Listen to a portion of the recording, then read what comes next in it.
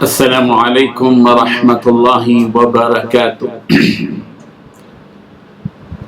الحمد للہ رب العالمین والصلاة والسلام علی سید المرسلین محمد وآلہ وصحبہ اجمعین، اما بعد۔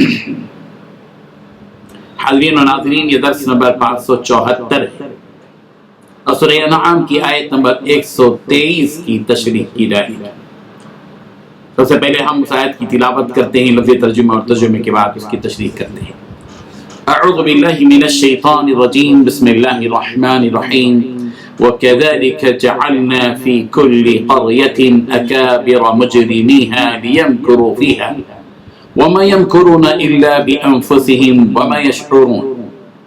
وَكَذَلِكَ، اور اسی طرح، جعلنا، ہم نے بنا دیا، فی کل قریۃ، ہر بستی میں، اکابرہ، بڑے لوگوں کو، مجرمیہا، جرائم پیشہ، لیمکروا، تاکہ وہ مکر کریں، فیہا، اس میں، وما یمکرون، اور وہ مکر نہیں کرتے، الا، مگر، بانفسہم، اپنے آپ ہی سے، وما یشعرون، اور وہ شعور نہیں رکھتے۔ ترجمہ یوں ہے، اور اسی طرح ہم نے ہر بستی میں بڑے بڑے مجرم پیدا کیے کہ ان میں مکاریاں کرتے رہیں، اور جو مکاریاں یہ کرتے ہیں ان کا نقصان انہیں کو ہے اور وہ اس سے بے خبر ہے۔ اس آیت میں دو باتیں بتائی گئی ہیں۔ پہلی بات، اور اسی طرح ہم نے ہر بستی میں وہاں کے مجرموں کے سرغنوں کو یہ موقع دیا ہے کہ وہ اس بستی میں مسلمانوں کے خلاف سازشیں کیا کریں۔ اور دوسری بات یہ کہ اور وہ جو سازشیں کرتے ہیں در حقیقت وہ کسی اور کے نہیں بلکہ خود ان کے اپنے خلاف پڑتی ہیں، جبکہ ان کو اس کا احساس نہیں ہوتا۔ بزرگان محترم، اس آیت میں مسلمانوں کو تسلی دی جا رہی ہے کہ کافر لوگ جو ان کے خلاف سازشیں کر رہے ہیں ان سے نہ گھبرائیں۔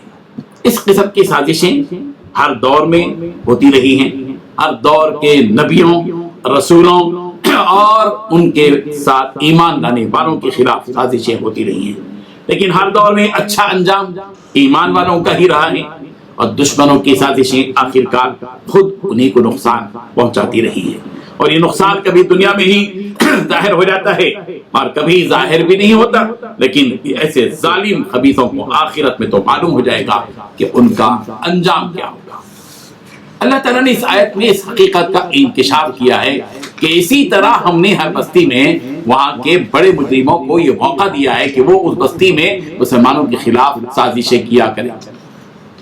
جس طرح ہمارے ملک ہندوستان میں یہاں قریے کا لفظ استعمال کیا، شہر کا لفظ استعمال کیا ہے، بستی کا لفظ استعمال کیا، لیکن اگر ہم اس کو ملک کی طرف کنورٹ کریں کہ ملک کے بھی حالات ایسے ہوتے ہیں، کبھی کسی بستی میں سرغنہ ہوتے ہیں، کبھی کسی شہر میں سرغنہ ہوتے ہیں، کبھی کسی ملک کے اندر سرغنہ ہوتے ہیں۔ ہمارے ملک کے اندر بھی اس ملک کے بڑے بڑے جو سرغنہ ہیں لوگ، وہ اسلام اور مسلمانوں کے خلاف سازشوں میں اپنی توانائیاں صرف کر رہے ہیں، اور طرح طرح کی تدبیریں اور حربیں استعمال کرتے ہوئے سازشیں رچا رہے ہیں، اور یہ حقیقت ہے کہ ان کی تدبیریں ان کے خلاف ہی پڑیں گی۔ نمرود کی ناپاک تدبیر نے حضرت ابراہیم کا کچھ نہیں بگاڑا، بلکہ خود نمرود نے اپنا برا انجام اپنی آنکھوں سے دیکھ لیا۔ حضرت نوح علیہ السلام کی قوم نے حضرت نوح کو ستایا، تکلیف دی، مخالفت کی، جھٹلایا، سب کچھ کیا۔ برا انجام حضرت نوح کا نہیں ہوا، برا انجام قوم کا ہوا۔ جس قوم نے آپ کی بات کو تسلیم نہیں کیا وہ عالمی سیلاب میں مبتلا ہو گئی، غرق ہو کر رہ گئی، تباہ ہو کر رہ گئی، برباد ہو کر رہی۔ نہ وہ رہے، نہ ان کی بستیاں رہی، نہ وہ رہے، نہ ان کے مکانات رہے، کچھ بھی باقی نہ رہا۔ فرعون نے حضرت موسیٰ علیہ السلام کا کچھ نہیں بگاڑا، بلکہ غرق ہوتے ہوتے خود اس نے اپنا انجام اپنی آنکھوں سے دیکھ لیا۔ اس طرح کی 20 مثالیں آپ کو قرآن مجید میں ملیں گے۔ ابو جہل اور ابو لہب جیسے دشمن رسول نے رسول رحمت صلی اللہ علیہ وسلم کا کچھ نہیں بگاڑا، بلکہ دونوں ہی اپنی بد انجامی دیکھ کر اس دنیا سے چلے گئے۔ اب انہیں اپنی سازشوں اور شرارتوں کے نشے میں کچھ بھی سمجھ میں نہیں آیا کہ اس کا انجام کیا ہونے والا ہے، بس ایک نشہ تھا جس میں یہ پڑے رہے، مگر رب ذوالجلال کی قدرت نے انہیں بتایا کہ حق کے خلاف کھڑے ہونے کا انجام کیا ہوتا ہے۔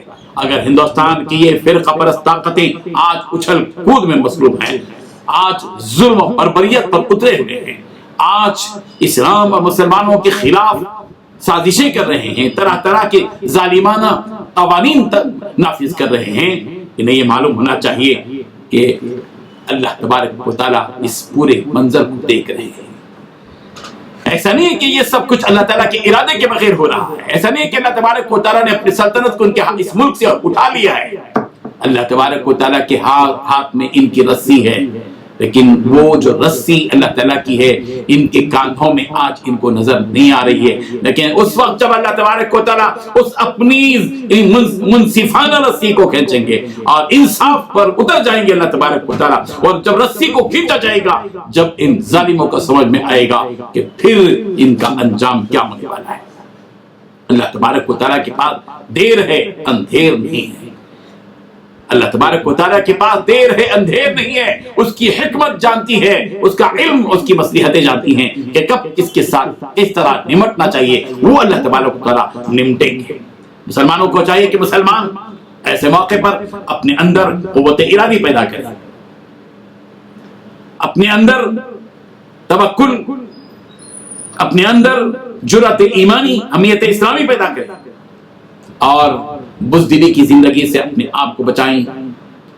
ٹیپو سلطان شہید رحمت اللہ علیہ نے صاف طور پر کہہ دیا تھا کہ گیدڑ کی 100 سالہ زندگی سے شیر کی ایک دن کی زندگی بہتر۔ ایک دن جینا ہے لیکن ہمت کے ساتھ جینا ہے، جرأت ایمانی کے ساتھ جینا ہے۔ ہمارے لیے کوئی نقصان کی بات نہیں ہے اگر ہم زندہ رہیں گے تو ایمان کی حالت میں، اور اگر مریں گے تو شہادت کی موت مریں گے۔ شہادت کی موت مرنا کوئی بری موت نہیں ہے، وہ تو سعادت مندی کی بات ہے۔ اللہ تبارک و تعالی ہم سب کو اس ملک کے اندر، ہم اس ملک کے آئین کا احترام کرتے ہیں، یہاں کے قوانین کے ہم احترام کرتے ہیں، لیکن اگر ہم پر کوئی حملہ ہوتا ہے تو دفاع کے لیے ہم کبھی پیچھے نہیں ہٹیں گے۔ اللہ کے رسول صلی اللہ علیہ وسلم نے ہم کو دفاعی پوزیشن میں رہنے کی تعلیم دی ہے کہ ہم اپنی حمیت اسلامی کے ساتھ جائیں۔ بزدلی کسی بھی طرح، بزدلی اور ایمان دونوں ایک جگہ جمع نہیں ہو سکتے۔ اس وقت میں ہر مسلمان کو چاہیے کہ اپنے اندر ایمانی قوت پیدا کرے، اپنے اندر ایمانی قوت پیدا کرے، اور ہم غالب رہیں گے۔ قرآن مجید کا وعدہ ہے وَأَنْتُمُ الْأَعْلَوْنَ إِن كُنتُم مُؤْمِنِينَ، تم ہی غالب رہو گے اگر تم باقی مومن ہو۔ ہم سب کو حقیقت والا ایمان اپنے دل میں پیدا کرنا چاہیے۔ وآخر دعوانا الحمد للہ۔ لا إله إلا الله